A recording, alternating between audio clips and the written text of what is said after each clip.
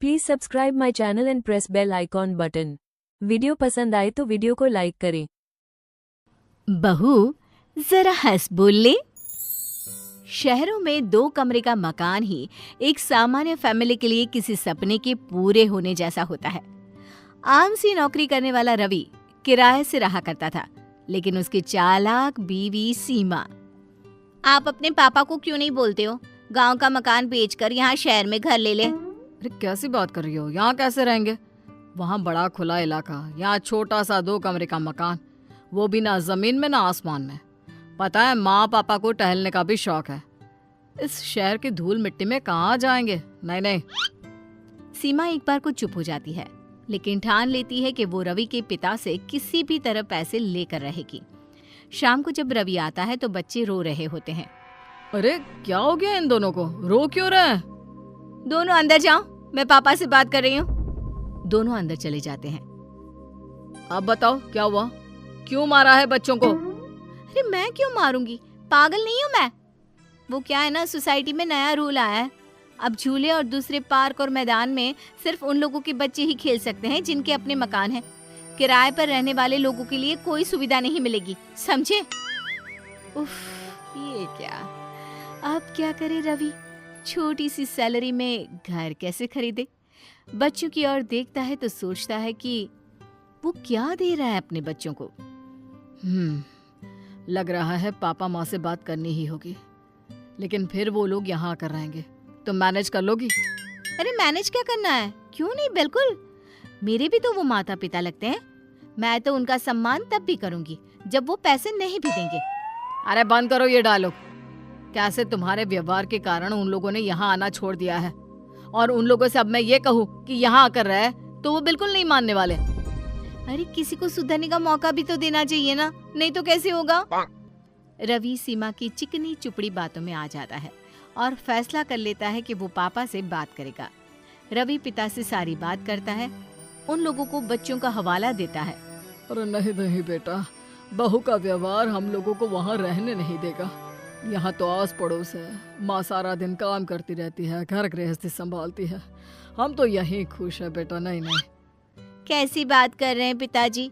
मुझसे गलती हो गई, मुझे माफ कर दीजिए। आप लोगों की सेवा का मौका मुझे भी मिलना चाहिए।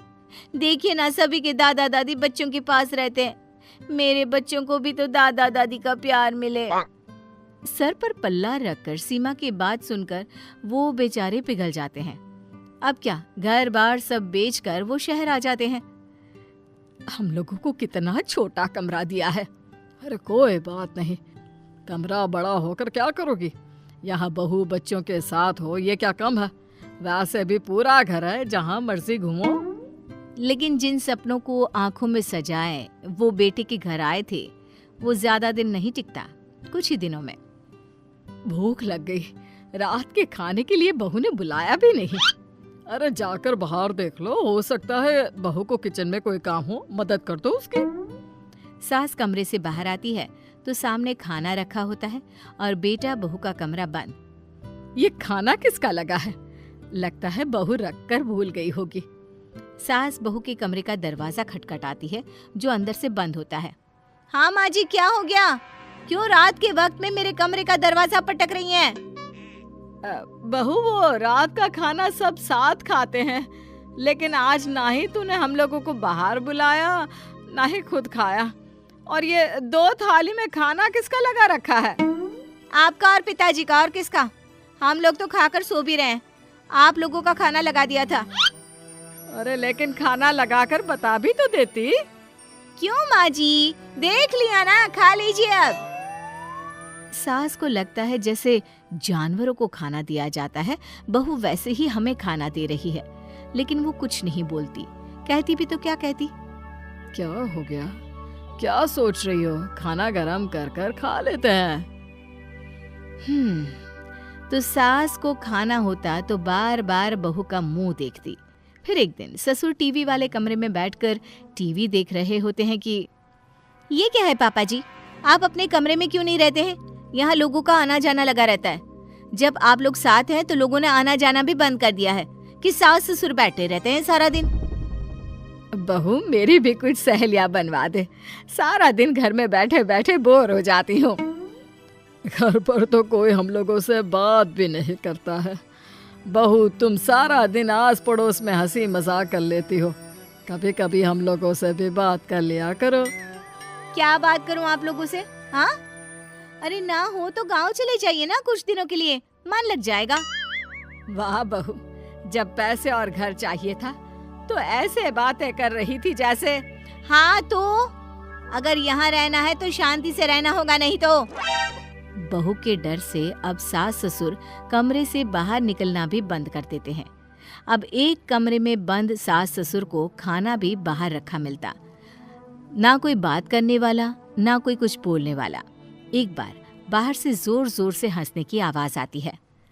लग रहा है कोई आया है, हंसे बोले कितना वक्त हो गया है, काश हम बाहर जाकर हंस बोल लेते। हाँ सही बोल रही हो, चलो बाहर जाकर देखते हैं कौन क्या बात कर रहा है। सास ससुर बाहर आते हैं तो सामने उनके बेटे और बहू जैसा ही एक कपल बैठा होता है।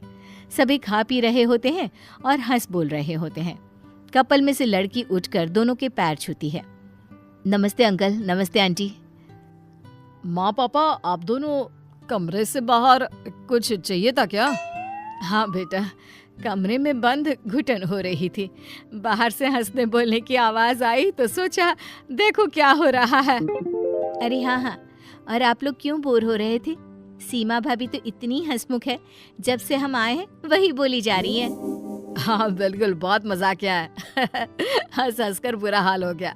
आप बहुत खुश नसीब है कि आपको घर में ही कॉमेडियन मिला है। माता पिता बहू और बेटी की ओर देखते हैं और कमरे में चले जाते हैं। अरे माँ पापा रुको ना, बैठो, अंदर क्यों जा रहे हो? कोई बात नहीं, जाने दो ना, मैं कमरे में ही चाय दे दूंगी। नहीं नहीं, चाय नहीं पीना। तो फिर और कुछ चाहिए क्या आंटी? बहू सास ससुर के बर्ताव से चिढ़ रही होती है, लेकिन मेहमानों के सामने बोलती भी क्या। हाँ हाँ पापा जी, मम्मी जी, क्या चाहिए? बोलिए। बहू जरा हम लोगों के साथ भी हंस बोल लिया करो, कमरे में लाश की तरह पड़े रहते हैं। जमाने के लिए तो तू बहुत अच्छी है, फिर हम लोगों के साथ ही ऐसे क्यों? ये बोलकर सास ससुर कमरे में चले जाते हैं। भाभी, वैसे ये ठीक नहीं है, जो माता पिता को घर में लाश की तरह रखे और बाहर वालों के सामने अच्छा बने। खैर, आप लोगों के घर का मामला है, चलते हैं हम। सभी वहां से चले जाते हैं, लेकिन बेटा और बहू समझ चुके होते हैं कि अब उन्हें माता पिता के साथ कैसा व्यवहार करना है।